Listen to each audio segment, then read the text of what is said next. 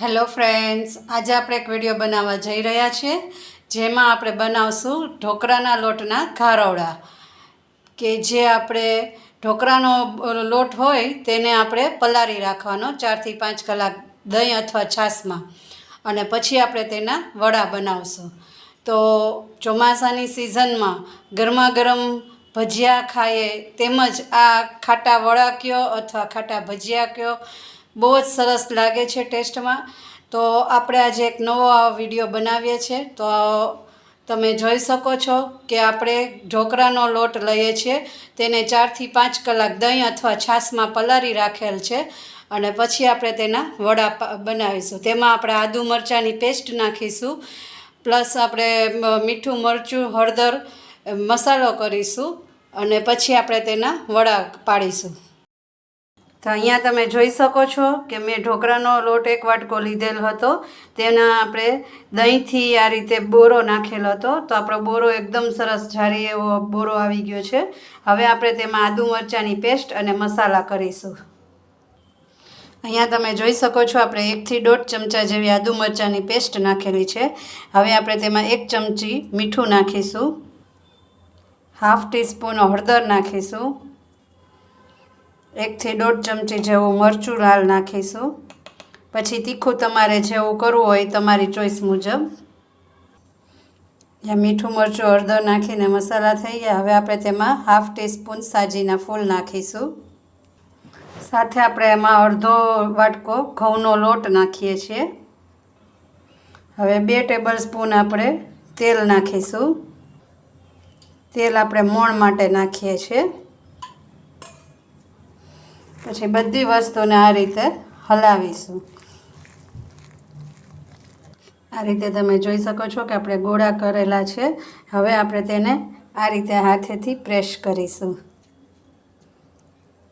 એટલે આ ટાઈપના આવી રીતે ગોળ ગોળ વડા થતા જશે. બહુ જાડા પણ નહીં રાખવાના ને બહુ પતલા પણ નહીં રાખવાના. તેને આ રીતે આવી રીતે પ્રેસ કરતું જવાનું. હાથમાં ચોટે તો સહેજ પાણીવાળો હાથ કરતો જવાનો.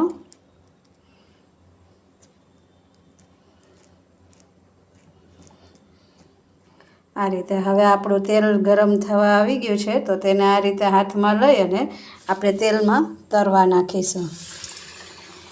તમે જોઈ શકો છો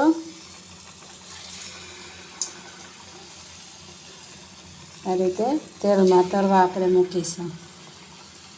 તેની રીતે જ આ રીતે ઉપસીને દડા થતા જશે.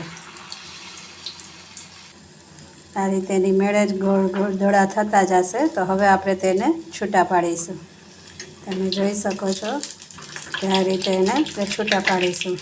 તેને ગોલ્ડન બ્રાઉનના આ રીતે થાય ત્યાં સુધી આપણે એને તરવાના.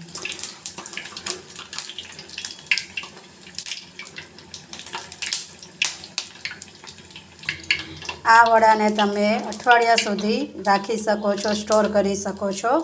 અને આ વડાને તમે બહારગામ જ્યારે પિકનિકમાં કેમ જાઓ ત્યારે તમે લઈ જઈ શકો છો. ખાટા હોય તેથી ખાવાની બહુ જ મજા પડે છે. તો એકદમ ટેસ્ટી એવા વડા બને છે.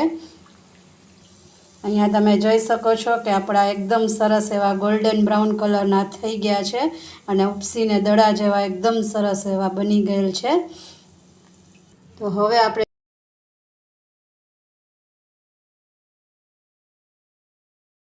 અહીંયા તમે જોઈ શકો છો કે આપણે સર્વિંગ પ્લેટમાં લઈ લીધા છે.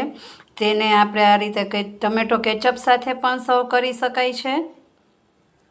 અને અહીંયા આપણે મસાલાવાળું દહીં બનાવેલું છે. દહીંમાં આપણે મીઠું મરચું ને જીરું નાખેલું છે. તો આ રીતે દહીંની સાથે પણ તમે વડાને ખાઈ શકો છો. ઓકે ફ્રેન્ડ્સ, અને ચા સાથે પણ તમે ખાઈ શકો છો, તમારી જેવી ચોઈસ. તો અહીંયા આપણા આ વડા સાથે મસાલાવાળું દહીં, આ રીતે તમે ચાની સાથે પણ આ વડા ખાઈ શકો છો. ઓકે ફ્રેન્ડ્સ, તો આ રીતે તમે મસાલાવાળા દહીં સાથે અને ટમેટો કેચઅપ સાથે અત્યારે આપણે સર્વ કરેલ છે. આની સાથે તમે ચા પણ ખાઈ શકો છો, ચા પણ લઈ શકો છો. વડાને ચા પણ બહુ જ મજા આવે છે. તો ખરેખર ફાઇનલી આપણા વડા સરસ બની ગયેલ છે.